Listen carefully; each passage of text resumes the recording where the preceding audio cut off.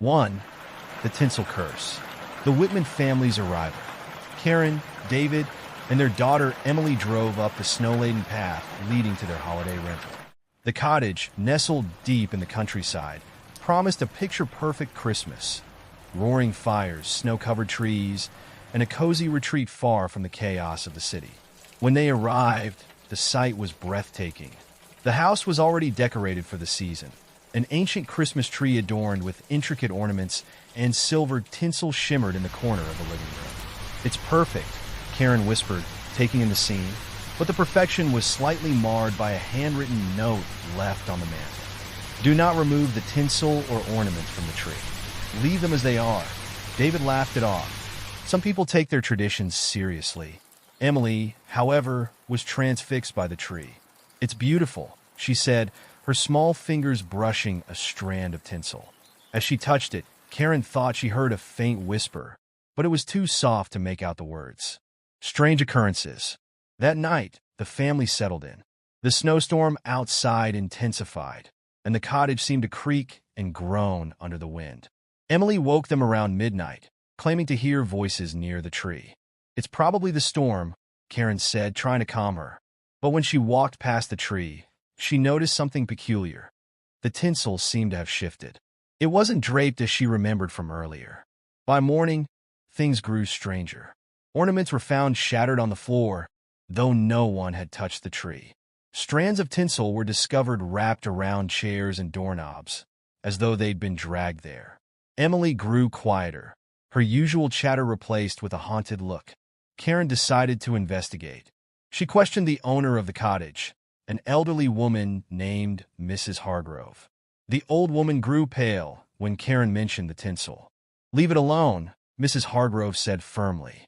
"That tree is part of a pact. The last family who tampered with it. Well, they're gone now." The curse revealed. Mrs. Hargrove reluctantly shared the story. Decades ago, the cottage had been home to the McAllisters, a reclusive family. One Christmas, their youngest child died tragically. In their grief, they made a pact with an unknown entity to bring their child's spirit back. The entity granted their wish, but bound their child's soul to the tree, along with every subsequent family who dared to tamper with it. The tinsel, it seemed, was the binding force. Removing it would break the barrier holding the spirits at bay. Karen returned to the cottage, horrified but determined to keep her family safe. However, the whispers grew louder, and Emily began to talk to unseen figures, claiming they wanted her to join their games. The climax. On Christmas Eve, the family awoke to find the tree's tinsel spread throughout the house, trailing up the stairs to Emily's room. Bursting through the door, Karen and David found their daughter, standing by the window, strands of tinsel wrapped tightly around her arms. The whispers turned to screams. Karen grabbed the tinsel and yanked it off Emily, but the strands seemed alive, cutting into her hands.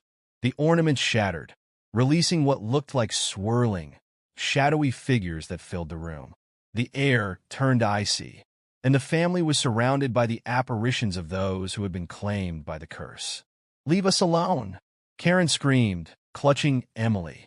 She remembered Mrs. Hargrove's words and made a desperate choice. Rushing to the fireplace, she threw the remaining tinsel into the flames. The spirits shrieked as the tinsel burned, and the tree erupted in a burst of light before collapsing into ash. By morning, the cottage was silent. The tree and its decorations were gone, leaving behind only scorch marks on the floor. The Whitmans left that day, vowing never to return.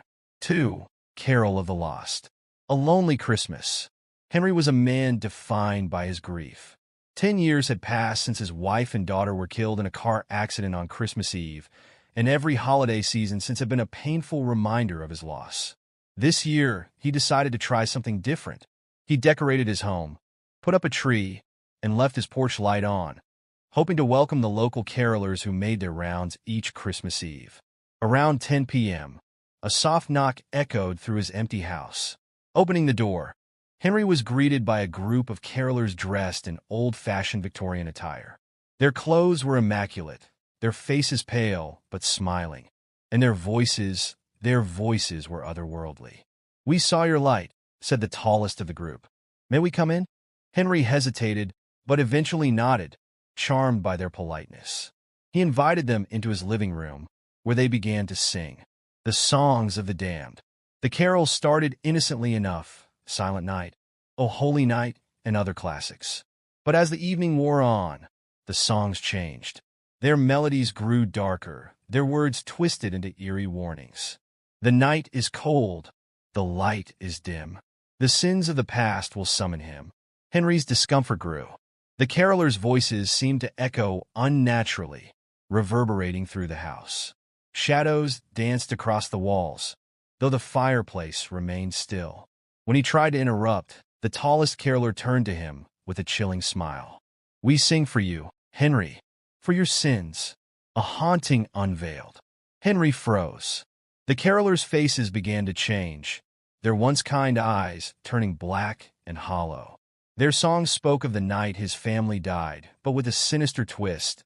They described how Henry's impatience and anger had caused the accident. "It wasn't my fault," Henry shouted, backing away. The carolers advanced, their voices growing louder.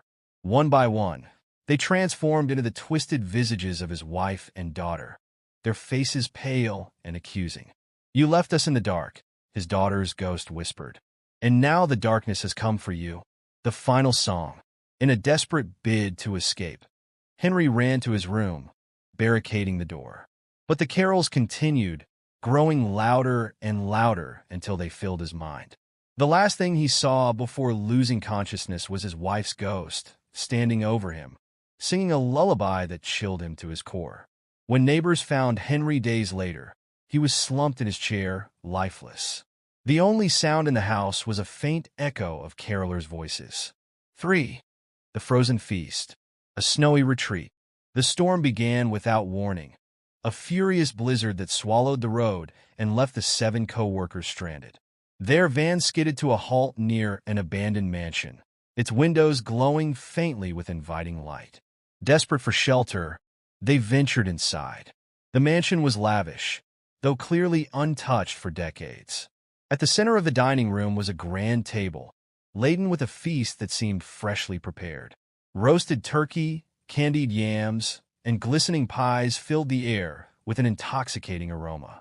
"This doesn't feel right," said Laura, the youngest of the group. But hunger and exhaustion overruled their caution. The feast curse. As they ate, strange things began to happen.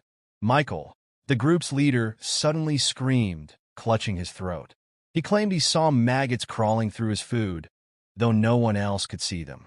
Another co-worker, Jenny, began to laugh uncontrollably, her voice echoing eerily through the dining room. The mansion seemed to shift around them, its walls closing in. They discovered a journal belonging to the mansion's previous owner, detailing how the feast was an offering to a spirit known as the Winter King. The spirit demanded sacrifices each year, and those who ate from the feast became his prey. A deadly game. One by one, the co-workers were taken. Laura found herself trapped in a room of mirrors, her reflection growing distorted and monstrous until she could no longer tell which image was truly hers. Michael's body was found frozen in the snow, though he had never left the mansion. The survivors realized they had to destroy the feast to break the curse. In a climactic confrontation, they set fire to the table. As the flames consumed the food, the mansion began to collapse, and the spirit's chilling roar echoed through the halls. In the end, only 2 co-workers escaped, stumbling into the snow-covered forest. The mansion was gone, leaving no trace of the horrors within.